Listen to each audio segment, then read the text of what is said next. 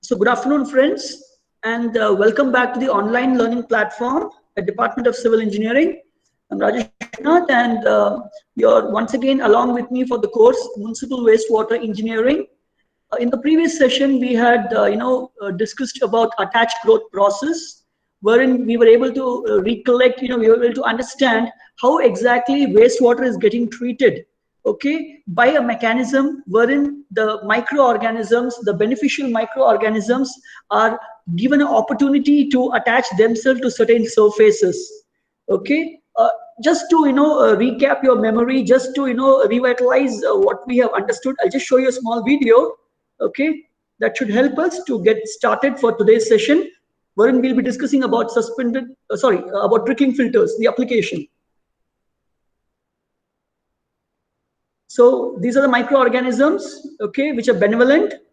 So you also, if you can remember, we had spoken about how diffusion takes place of oxygen, of nutrients, of organic matter, okay, and when it goes beyond carrying capacity, it results in sloughing. Okay, so this is what we had understood in the last session, okay, and we all are now aware that when we speak about attached growth process, we are basically talking about a fixed film process, okay, and these films or the slimy layer is actually probably gonna happen over some inert surfaces, which could be rocks or plastics, okay, and so forth. And also you have understood that the efficiency of treatment of wastewater is entirely dependent on the rate of diffusion of the nutrients and oxygen. So in the last presentation, we had delved completely about this concept. Okay, now we shall deal with the application of the same. In today's presentation, we shall understand about trickling filter. Okay, we will realize how the construction mechanism is, how does it work, okay, what are its various types, so what are the advantages and disadvantages it offers, and finally I'll be summarizing the presentation before moving on to the references for your kind perusal. So now we all very well know that when we speak about trickling filter, it's basically a secondary treatment, and also we need to understand that trickling filter comes along with a secondary clarifier. So secondary treatment is not just the trickling filter, but also the secondary clarifier, which is immediately after that. So wherein trickling filter is not a mechanism to collect the sludge, the collection part of it happens in the secondary clarifier, okay, and it's a biological treatment. And what's a biological treatment? We use microorganisms, okay, and they are breaking down the suspended solids, the colloidal solids, the dissolved solids, those residual organics which could not be removed in your primary settling tank or your primary operation. So what do the bacteria do? They break them down, and in return they multiply, they reproduce, and also produce carbon dioxide, methane, water, hydrogen sulfide, and ammonia. Okay, also we have understood that on a natural pace it's pretty slow. Okay, that's why we give conditions for them which enhances the rate of reaction, or in other words, rate of breakdown of the organic matter. So trickling filter, okay, which is the focus of today's discussion, is basically a very high rate biological process, okay, and this is a stationary technology, it's not mobile. See, in last presentation we had understood something about rotating biological contactor. It was a mobile media, but here it is a stationary media. Now trickling filter is also called as sprinkling filter or percolating filter. In simple words, your trickling filter is a bed of highly permeable media. So what happens is your microorganisms get attached to this, and as the wastewater is trickling over them, they start breaking it down. And since there is trickling action taking place of the wastewater from the higher levels to the lower levels, it's named as trickling filter. Okay, now when you speak about the construction aspects, now what is that we need to understand? If you look at this image, all right, you can see the schematics and you can see an actual impression on the field. So you will see that what is above the ground is visible to you, and the remaining greater chunk of the portion is below the ground. Now what you see above the ground is the distribution system, the motor, the rotating arms, the nozzles. What you see on the top is your filter media. Now let's try to have a better understanding of this.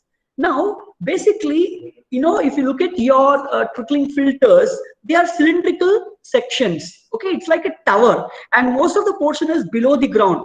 And approximately the depth is up to 2 meters, and this is majorly to ensure that we can arrive at aerobic treatment. But however, progressively aerobic becomes anaerobic. In the working part, I'll explain that to you.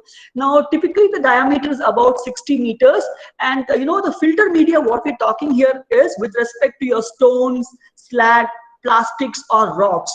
Now, typically what happens is, they are randomly arranged in a trickling filter. At least in the olden days, it was done so. But now in the modern day trickling filters, we have, corrugated, organized structures, something very similar to the bio tower that we have studied in the last presentation. Now, the idea is, if you can go for these corrugated structures, okay, then, you can, enhance the rate of treatment. You can enhance the rate of clarification. You can enhance the rate of biodegradation, because these stones and slag and plastics and rocks which are randomly arranged, okay, they provide a void space which is lesser than 40% than had we done in a organized manner. So these stones and plastic, or basically a filter media, they have a size of 25 to 100 mm. Now these rotating arms that we spoke about, okay, they rotate at a RPM of 2. Now what we need to understand is, in this image you can see that the wastewater is being sprayed or sprinkled on the surface. The height or the distance between the distributory arm and the space, or sorry, the filter media is roughly 15 to 20 centimeters. Now please remember, this is a motorized unit, okay, which means you require a pump and motor, okay, a system for this. Now let's go back to the previous image. Now basically what happens is, you also have an under drainage system, okay, that is after your wastewater trickles and gets treated, whatever is collected down, there is an under drainage system which is meant to for two purposes. The first purpose is to remove the treated wastewater, and yes, also to remove the sludge solids. If you remember, I showed you in the video that over a period of time, the microorganisms, which are attached to the media, okay, since they do not have access to oxygen or nutrients or organic matter, they die off and they just come apart from the media. That's called sloughing. So your under drainage system has one primary function: collection and transportation, or removal of treated wastewater and the sloughed solids. The other purpose it serves is ventilation. Okay, so what happens is, since it provides ventilation, and since you're talking about a shallow depth of 1 to 2 meters, you will be able to recreate or try to maintain aerobic conditions. Okay, majorly a trickling filter tends to exhibit aerobic condition, but over a period of time it becomes anaerobic. Yes, having said this, aerobic conditions have their own advantages and their own disadvantages. Now let's try to understand the working of trickling filter in a simple manner. So I hope you all can see this image. So what basically happens is, your wastewater is pumped. Okay, your wastewater is pumped through the central pipe. It is pumped up to this distribution system. So this distribution system has 4 rotating arms. Each arm has nozzles. From these nozzles, okay, the wastewater is sprayed or sprinkled to the top of this surface. So this is your filter media. Now, as I said, the filter media depends whether it's a old, traditional or modern trickling filter. Now, eventually what is going to happen is, when you spray or sprinkle your wastewater on top of this, they eventually trickle down to the bottom. So when they're trickling down to the bottom, there are multiple incidents happening. The first one is, it could, the impurities can get mechanically strained. Now, microorganisms start getting attached to these surfaces. So when the microorganisms are getting attached, these microorganisms can be aerobic in nature, they can be anaerobic in nature, okay, they can be facultative. So depending on what type of microorganisms are, they will start breaking down this waste, breaking down this organic matter which is coming in the wastewater. So basically, how is the treatment taking place? One is mechanical straining, and the second one is biological metabolism. Now, why I would say mechanical straining is because, see, this material, this filter media which has been arranged, okay, it is arranged in a fashion very similar to your sand filters. Okay, so basically I've got 3 layers, and when you look at the 3 layers, when I move from the top to the bottom, okay, I have the finest materials here, and then they become bigger, and probably the coarsest material are here, which means the opening or the space which is available is very less in this area, but it increases as you go down. All right, now let's move further. Whatever I've explained to you orally has been, also presented in a written format here. Okay, you may kindly take few seconds to just, quickly glance through that. But as you do that, I would like to, explain to you the functioning of a biotower and a trickling filter. Last class we remember that biotower and trickling filter are very similar, but there were certain conditions which made them different. For instance, biotower, the entire structure was housed above the ground, but in your trickling filter, okay, most of the structure is below the ground, it is underground. Okay, your biotower is a closed structure, but your trickling filter is an open structure. Now let us see first the operation of biotower, and then I will show you a trickling filter.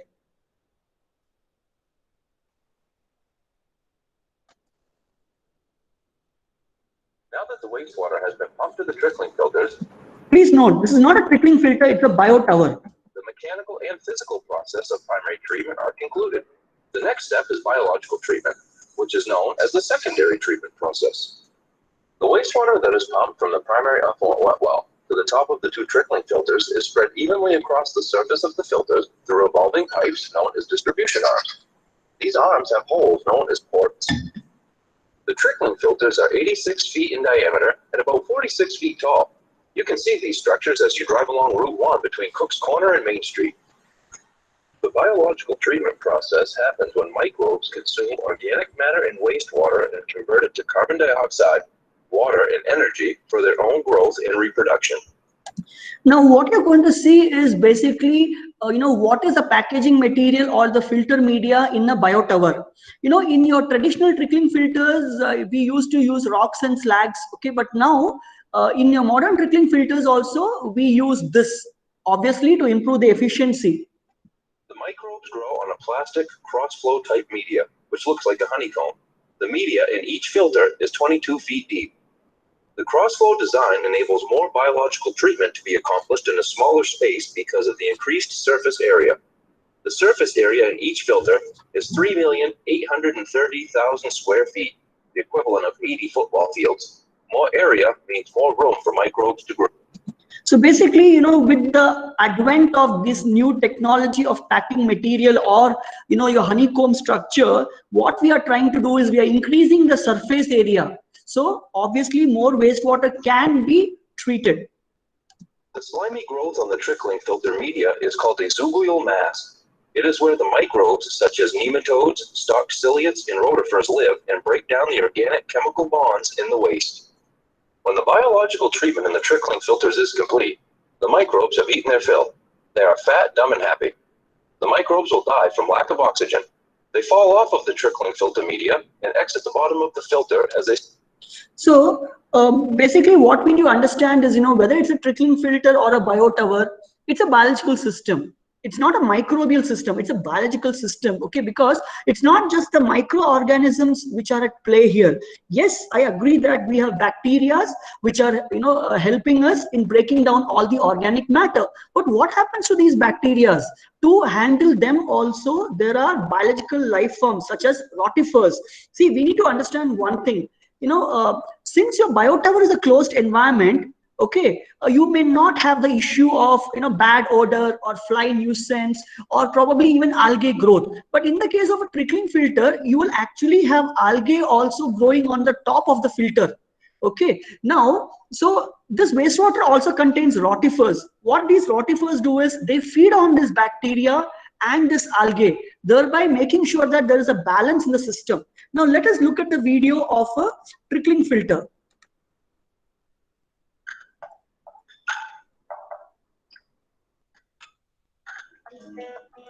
Compared to the activated sludge process, the microorganisms are nowadays. Okay, give me a moment. I think I have played the wrong video. Sorry.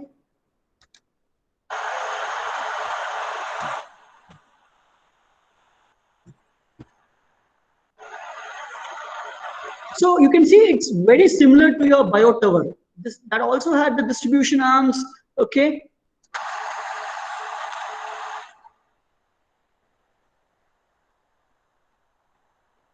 Look at the surface of this and try to recap the surface of your BioTowers.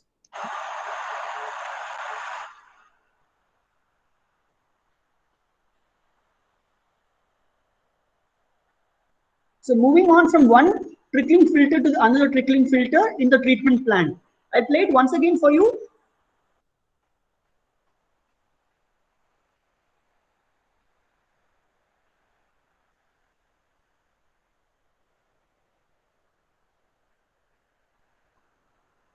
Try to gauge at what pace the distributory arms or the rotating arms are moving. Try to also gauge at what rate the wastewater is being sprinkled or sprayed onto the media.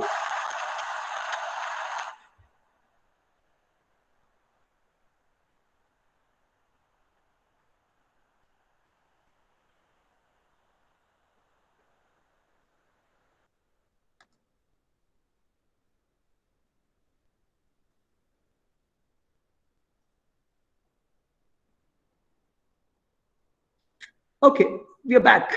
So now you have seen how a BioTower functions and how a trickling filter functions. Both are similar. Okay. Now the only difference was one was in a closed environment, the other was in an open environment. You also saw how the surface media was. One was random, the other was well structured. Now let's move further. Now, what are the different types of trickling filter? Basically, when it comes to your classification, there are two basic types. One is your low rate trickling filter. It is also called as ordinary trickling filter, standard rate trickling filter, or conventional trickling filter. Okay, the other one is high rate trickling filter. See, the basic difference between your low rate and high rate trickling filter is the attribute that in a low rate trickling filter, there is no recirculation of sewage, the treated sewage. But in a high rate trickling filter, there is recirculation taking place of the treated effluent. Okay. Now, apart from that, you also have intermediate rate filters and roughing filters. Now, again, it depends on the rate at which your wastewater is being sprayed. So for instance, if you're talking about roughing filters, they're actually high rate trickling filters itself, but the only difference is they have a greater rate of application of the wastewater and the organic matter. So for instance, in high rate trickling filters, in your roughing filters, okay, the organic loading is about 1.6 kg per meter cube day. And the hydraulic loading, that is your wastewater, is about 190 meter cube by meter square day. So the distinguishing part is based on the organic loading rate, the hydraulic loading rate, and yes, the recirculation aspect. Now, not just that you can classify your trickling filters into high rate, low rate, but you can also classify based on certain modifications, in case if you have them in series. So that is single stage trickling filter and two stage trickling filters. Okay. Now, this is what I had explained to you with respect to low rate, high rate, and roughing filters. So as I had explained to you, the distinguishing attribute is based on the loading. So you can see here in low rate trickling filter, there is no recycling. You can see there is after primary sedimentation tank, the wastewater enters trickling filter and the treated effluent directly goes to secondary settling tank. But if you look at your high rate, so you can see this arrow which is moving up. Okay, that means the treated effluent which is coming from trickling filter is recirculated back. Of course, recirculation in the case of trickling filter may not be that benevolent when compared to your activated sludge process. Okay. Now you can also see here high rate trickling filter have a greater organic loading. Okay. Now certain advantages of having high rate trickling filter is that it can do away with the issues such as the efficiency being lower in low rate, okay, the issue of fly nuisance or odor, that can all be done away with your recirculation taking place. Okay, now let's try to understand with respect to your recirculation. Please take a moment and have a glimpse of recirculation. Now just look at this. There are various modifications available to you. Look at this. Single stage high rate trickling filter. Only one trickling filter is there, and there is recirculation taking place in this fashion. Two-stage trickling filter. So from the primary sedimentation tank, the wastewater goes to trickling filter 1. There the treated effluent, okay, it goes to trickling filter 2. But in both the cases, there is a part of the treated effluent coming back. You can see here, part of the treated effluent coming back. Now, so what is the basic difference? In single stage, only one trickling filter is in action. In your two stage, there are two trickling filters. You can see a first, second. Now the modification is based on the alignment or the arrangement. For instance, if you look at this case, okay, you have primary sedimentation tank, then you got the first and second trickling filter, and directly you got the secondary clarifier. But if you look at here, your primary clarifier, then the trickling filter, then second intermediate clarifier, then secondary trickling filter, okay, and then your secondary clarifier. All right, now this system also looks very similar to this, but the modification is based on how the recirculation takes place. So basically in both the cases, what happens is you tend to recirculate a part of the treated effluent. Okay, now why do we do that? Okay, recirculation of the treated effluent or the filter effluent is benevolent. You know why? Because it is actually allowing or permitting higher organic loading. Okay, it is allowing us for higher dosing rate, that is to improve the liquid distribution. Recirculation gives us very good control over the slime layer thickness, okay, that is to avoid the issue of sloughing. Okay, recirculation is actually going to provide more oxygen in the influent wastewater flow, and since you're recirculating it, you're actually returning strong, energetic, viable microorganisms back into the system. Okay, now since there is a continuous dosage, what will happen is your trickling filter will continue to work irrespective of any fluctuation in your influent. Okay, now since you are recirculating, it also helps in dilution of the influent. Okay, so what is the advantage of that? When you have the treated effluent coming back into your influent, okay, since dilution takes place, you are doing away with the odor. Okay, so it tends to smell fresh. Okay, now since you are going for recirculation, you are able to achieve a uniform rate of organic and hydraulic loading. Eventually, having said all this, what is that we are trying to achieve? We are trying to achieve the efficiency of removal of BOD5. We are trying to increase the efficiency of the system by reducing the BOD load. All right, now let's move further. Now, what are the advantages of a trickling filter? As you can see, when compared to any other system, it's a very simple, reliable, biological process. And, wherever you have large expansive lands, wherever there is large tracts of land, okay, if they are not available for you, even under those circumstances, you can go ahead for this. That is, in simple words, even if large tracts of land are not available, okay, then you can definitely still go for trickling filters, because trickling filter does not occupy a greater horizontal area. It is a vertical structure and it is underground. Okay, and now the effluent which is coming from your trickling filter, it can, or probably it may qualify for equivalent secondary discharge standards. Now trickling filters are also effective in treating high concentration of organics. Okay, but now this depends on the type of medium you use. Okay, whether it's a corrugated media or it's randomly placed media. Now typically speaking, if you're talking about a small sized community or a medium sized community, then trickling filters are most effective. Okay, and they help in reducing the BOD5 rapidly. Okay, now Having said this, probably I'll be discussing the attribute with aspect with respect to nitrification, denitrification in subsequent classes. But trickling filters are actually efficient nitrification units, and most of the the components that you see here are actually durable. Okay, the power requirement is also very less, and not only that, you do not need a very high skilled operator or knowledge to operate a trickling filter, unlike your activated sludge process. But having said this, having spoken about the merits, there are limitations or demerits which also follows.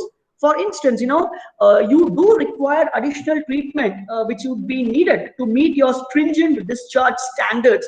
And yes, in case if you do not design it properly, there are chances that it can result in clogging. Okay, therefore you need to have a regular operator attention.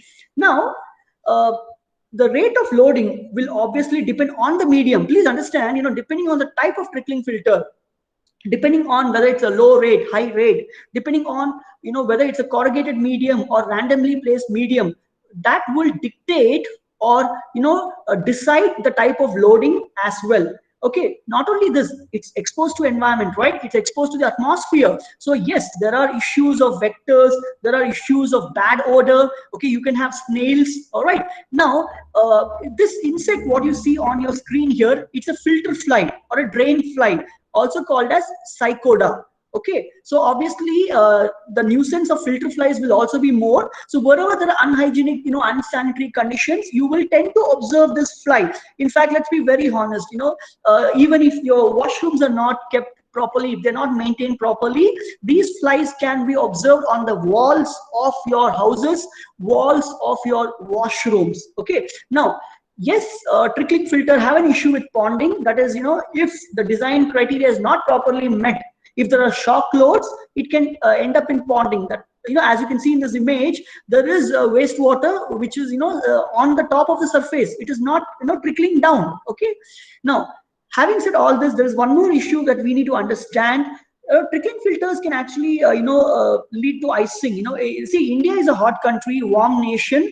We do not have this problem. Microorganisms require a warm a warm climate, okay, higher thermal regime to carry out its treatment. But cold countries, trickling filters would not work. Okay, because the wastewater that you apply would eventually get frozen. The obvious objective is not being met. So with having said with respect to the disadvantages, obviously we are going to have issues. Okay, so let us have a glimpse of your operation and maintenance attributes. For instance, yes, bad odor can arise from trickling filters. And what are the potential causes? Inadequate ventilation. Though your underdrain system is meant for the ventilation, it may still not be sufficient. So what do? You need to remove the debris from the filter. Okay, you need to increase the hydraulic loading. Okay, you need to install fans to induce draft through the filter. You need to also constantly check for filter plugging, which happens basically from breakdown of the media. Okay, now your bad odor can also happen due to excessive organic loading. So in that case, what do? You need to reduce the loading. You need to ensure enhanced BOD removal in the primary settling tank. That is, the influent which enters your trickling filter is coming from your primary settling tank. There you have to make sure that you remove BOD at a greater rate. Yes, you need to go for enhanced aerobic conditions so that the bad odor can be removed. Now let us say you're talking about ponding. I showed you an image in the previous slide. Now this is basically due to very high biological growth, such as algae on the top surface. All right, so in that case, what do? You need to make sure that you reduce the organic loading rate. You also need to make sure that you can remove this algae which is growing on the surface. Okay, now filter flies, that is a drain fly or a Sycoda, which the image what I showed you in the previous slide.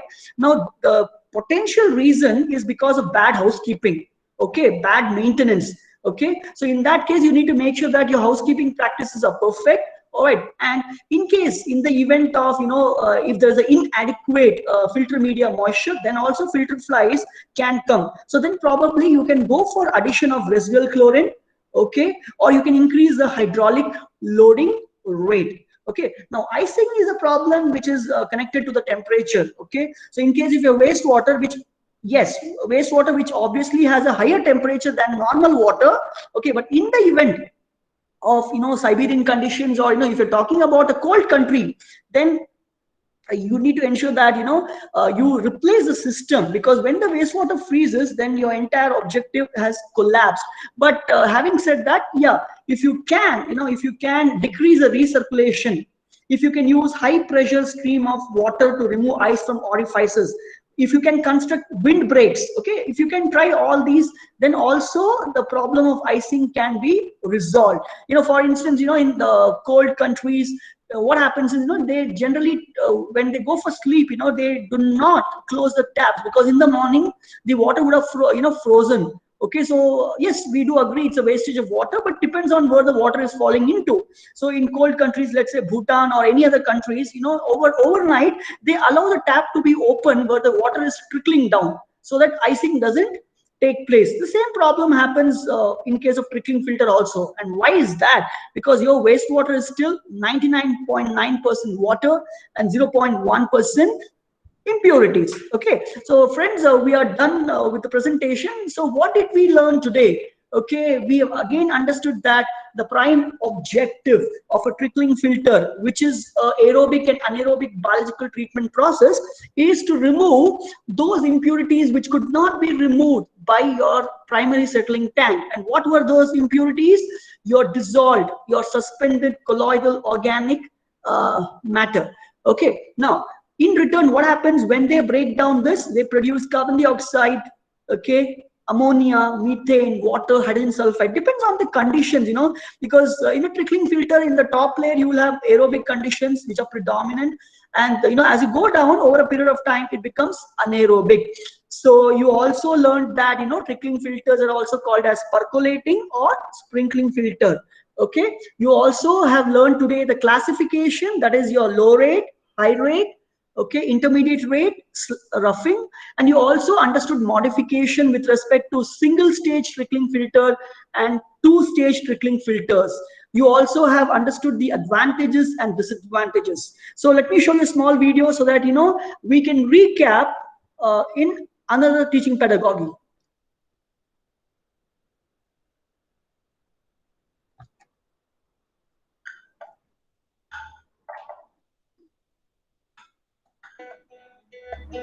Trickling filters are biological reactors within wastewater treatment plants, which are used to remove organic matter and/or ammonia from wastewater. Compared to the activated sludge process, the microorganisms are not suspended in the mixed liquor, but they are attached to a fixed bed surface. Nowadays, the fixed bed surface is usually provided by structured plastic fill media, but in the past, rock, gravel, and hardwood was also used. Wastewater from primary clarifiers is continuously trickled over the first layer of plastic film media. Now, what we need to understand here is, it clearly states that in olden days, okay, they used to go for rocks, slags, and plastic. But in the present era, in the present modern era, they go for a better system. Okay. Nowadays, the fixed bed surface is usually provided by structured plastic film.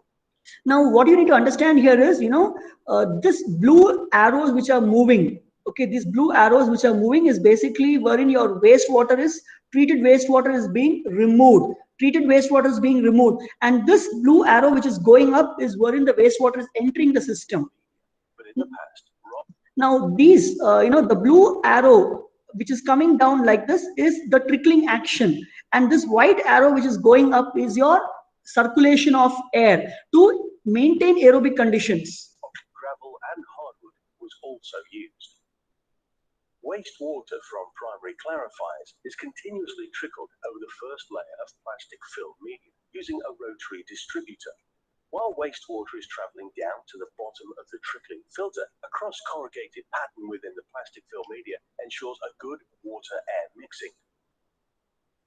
Trickling filters are operating under aerobic conditions, but mostly without the use of forced ventilation or aeration.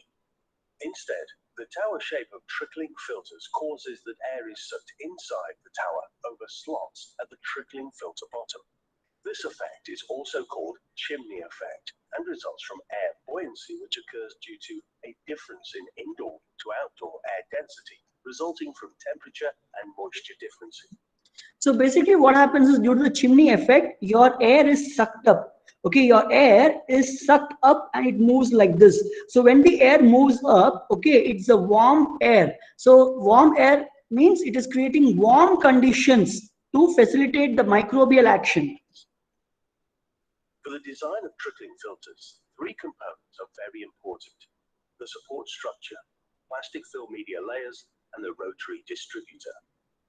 The support structure has to withstand high vertical loadings of up to 50 kilograms per cubic meter, 3 pounds per cubic feet of plastic film media, plus up to 250 kilograms per cubic meter, 15 pounds per cubic foot for attached sludge and water inside the film media packs.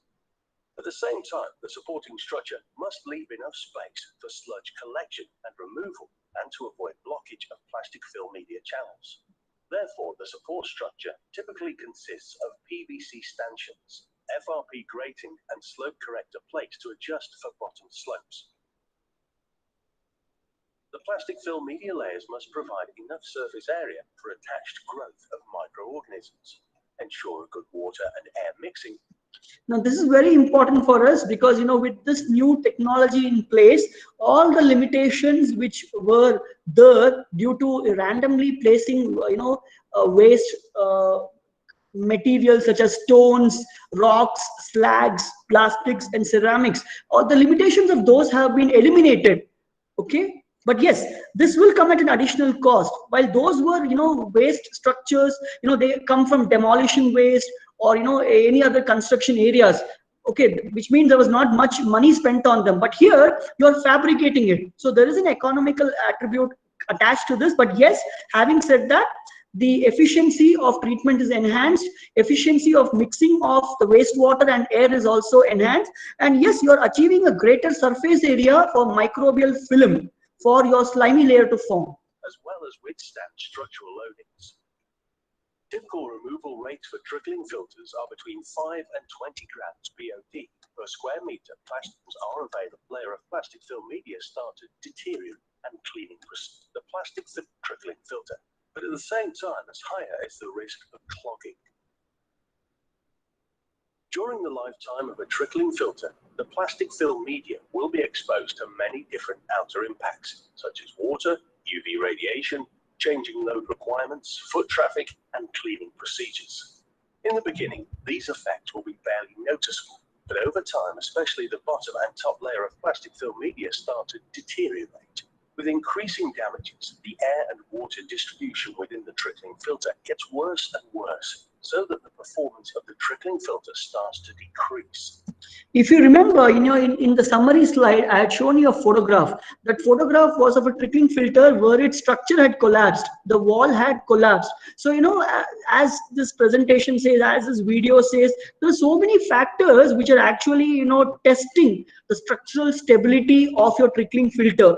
Please understand, it is your entire structure, this entire structure of trickling filter has to, bear the load of the filter media, of the wastewater, of the sludge, of the rotors, the distributors, and the under drain system.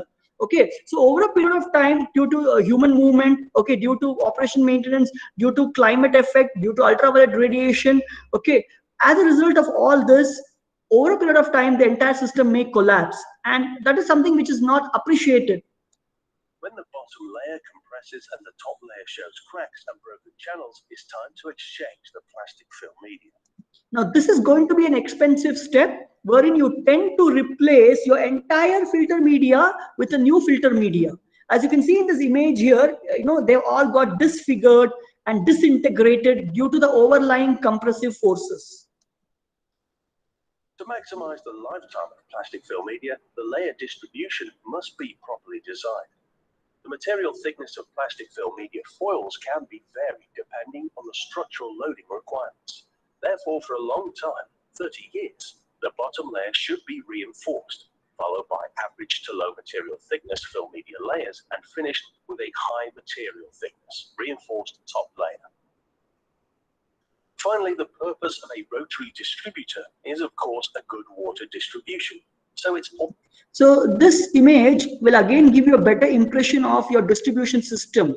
Okay, now what is important is, when you don't have an even distribution, that means the wastewater which is being sprayed or sprinkled on the surface is not at a uniform rate. That also will impair the functioning of your trickling filter. So even this is very important, at what rate you sprinkle it, okay, and how you do it uniformly across the entire circumference. also used for plastic film media flushing. For an even spray pattern, a certain distance between top of plastic film media and rotary arms must be determined. As the spray area enlarges with increasing distance from the central shaft, more spray nozzles have to be placed at the end of the rotary arms, compared to the beginning of the rotary arms. Finally, the amount of water trickled above a certain plastic film media area per minute influences the flushing effect, also known as Spulkraft, or SK value. As higher the SK value, as thinner is the layer of microorganisms attached to the plastic film media surface. The goal is to maintain enough microorganisms for BOD and ammonia removal, but to prevent excessive microorganism growth and clogging of film media channels. So what he's trying to explain here is, we have to be very careful and sensitive when it comes to the design aspect. That is, when you speak about the hydraulic loading or the organic loading rate, it has to be done in such a manner that we can, affect a higher BOD removal, affect a higher ammonia removal, but at the same time, we should not end up clogging the filter media and having excess microbial growth. Thanks for watching. And if you like R3, so friends, that was a very good recap from a video taken from YouTube. Okay, now these are the references that I've gone through for preparing this subject. All right, so now in the next class we shall be looking at the design aspects. Okay, some of this a glimpse was shown in the previous video. So basically, when it comes to design aspects, we're going to design the height. Okay, that's the depth. We're going to design the diameter. We're going to also design the distribution system. And yes, we're also going to talk about the design attributes or the aspects of recirculation. So in the next class, we shall be dealing with the design and the numericals. So I'm done with the presentation, my dear friends. I thank you for your kind patience and hearing. Thank you. Now we can start the session for the question and answer. Okay, if you have any queries, I would humbly request you to put the questions forward.